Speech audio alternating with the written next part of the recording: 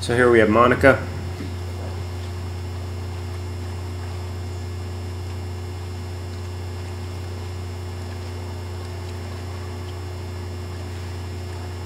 So the good things you have going on, you have really good body position. You're very level in the water, meaning you're pretty streamlined as far as body position goes. A lot of people, hips and legs sink quite a bit, and you're not doing that, so that's good. Your extension is good. I gotta make the caveat that almost everybody's extension has room for improvement, but you're doing a pretty good job with the extension, and your breathing is comfortable. So your head isn't moving too much, except when you turn to breathe, and I guess what I'm trying to say is you're very rhythmic with the breathing. There's some maybe excessive motion when you turn to breathe. Well, I'm going to talk about that. So things that I see that could be worked on. One is, and we talked about this during the session, when you're extending forward, you're sort of extending forward very gently. You want to go ahead and extend forward with a little more force. Just go ahead and push that hand through the water, get it as far forward as you can. Stretch your lat out, and then start your stroke. So maybe at this moment you're over finessing the water. Arm recovery, that's when your arm is coming around. That looks like you're finishing your pull a little early. Your hand is coming out before or right at where it gets to the hip, and then the arm recovery speed is pretty good. You may be able to bring them around a little quicker. I realized that this was after a month of not swimming. I don't see any problem with the kick. The kick in triathlon is really there just to support your strokes and keep you even. And here, what I look at is your torso, hip, legs coming out of the streamline at all. You can see a little bit of a scissor kick there. So when you're reaching forward with your right arm, see that? So that when your legs kick out like that, from the line that your torso is taking, that creates a bit of extra drag. So the only real way to work on that is to think about it when you're swimming. You say, okay, when I'm kicking, I don't want to counterbalance my stroke when I'm reaching forward. I just want to continue kicking.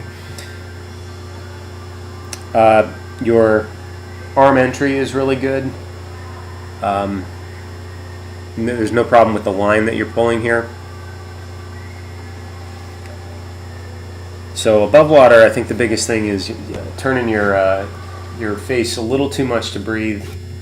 The finish of the stroke and the force of the entry. So when you enter, you want to be a little more forceful, pushing forward. So underwater, what I see underwater is what I call a straight arm pull. So you're essentially pushing your arm down and then pulling back.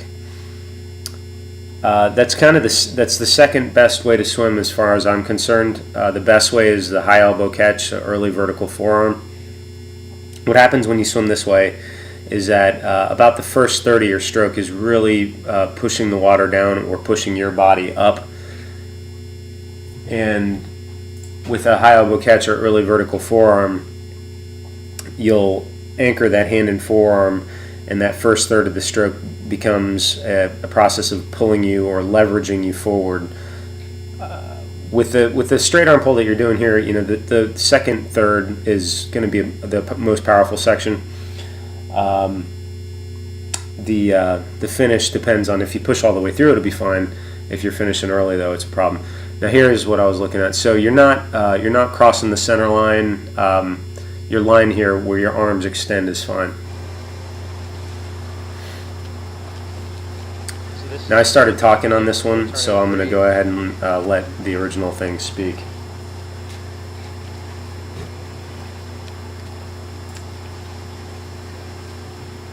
Yeah, so when you look up a little, it really makes difference. It's when you turn into the right, you get a better job with it. There you go. So it's just a concentration thing for you, I believe.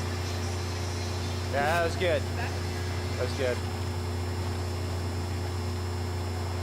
This is working on the catch.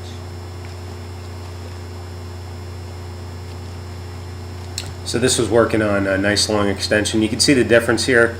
When you really extend, there's a space in between your head and your shoulder that closes down. So that's what you want to look like when you extend. So the next section is all freeze frames, so you can see a slide by slide or shot by shot of the actual process of pulling. So here, extension, and then you start your rotation. So maybe a little room for more extension there, body more on the side as you extend fully forward. Now here you've started pulling, but you can see your arm is completely straight as viewed from the side, and you're pushing the water down in that first bit. Now you get to the point where you're pulling water back. I'll send you a link to the video of a couple examples of people doing a high elbow catch so you can get an idea of what you're shooting for here.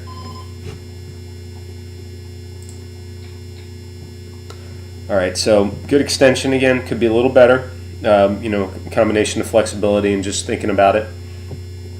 Again, straight arm when viewed from the side. You might have a little bit of internal elbow bend, but the arm and lower arm and upper arm are one line is what I'm looking at.